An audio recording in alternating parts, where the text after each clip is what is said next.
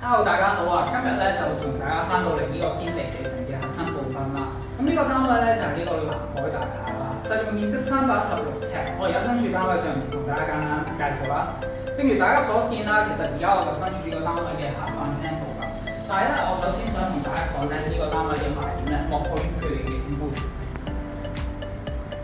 嚟到咧呢個客廳同埋睡房嘅部分咧，大家都已經見到一個好開揚、好靚嘅海景啦。左手邊咧會遠望到呢個青馬大橋，同埋右手邊嘅昂船洲大橋。但係因為咧最近咧受天雨影響啦，所以今日個能見度差啲。如果天氣好嘅時候咧，其實個景觀咧真係一絕嘅。下邊咧亦有個公園，大家有時做下運動可以落去跑步啦。除咗景觀之外，交通都好方便。大家咧已經其實咧見到下邊咧有啲巴士站、地鐵車站，可以往返到一啲唔同嘅目的地啦。咁如果呢度咧步行去堅尼地城港鐵站咧，大概5分鐘左右就可以啦。而家咧其實我身處喺呢個睡房嘅部分啦，呈長方形。咁呢邊咧右手邊咧，大家可以即係度身訂做一張書台啊。其實即係做嗰個房屋嘅形式都唔錯。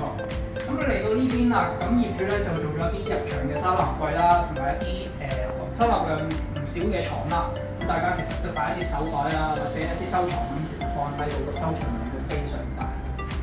而咧睡房咧，佢亦都改用咗一個橢圓設計，咁就會令到呢個空間更加見使啦。嚟到客飯廳部分咧，佢其實咧你見呢個空間都非常大。我左手邊嘅呢部分咧，佢有啲窗戶喺度。如果你有陣時夏天咧，將兩邊窗打開咧，形成咗一個南北對流咧，都幾通爽嘅。咁如果俾我建議咧，呢度咧我就會做一個橫梳化啦。右手邊咧就會即係可能放翻一啲電視櫃，但係最緊要都係睇大家自己嗰個配置上係點啦。咁呢度咧又可以放一張細細哋嘅飯桌喺度。咁講起飯桌，自不然要講廚房啦。廚房咧就呢度啦，做一個半趟門嘅形式，幾精緻啦。咁有時咧即係煮完飯就一攞出邊咧食飯嘅時候望住呢個景觀咧，其實都幾唔錯嘅。咁可以影一影呢個廚房嘅入邊部分。好，咁最後咧就同大家講埋洗手間嘅部分啦。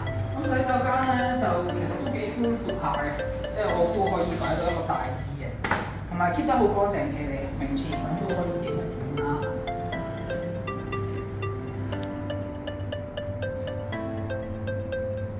好，咁最後咧就想同大家講咧，呢區咧係小學11校網嘅，同埋都幾近香港大學嘅。就算你買嚟上車自住又好，你買嚟投資放租都好咧，其實都幾適合嘅。現時咧呢個單位咧有鎖匙㗎啦。如果大家有任何疑問同查詢，咁大家去隨時揾我啦。咁下邊會有我嘅連結嘅，同埋知道呢個物業嘅一啲基本資訊。拜拜。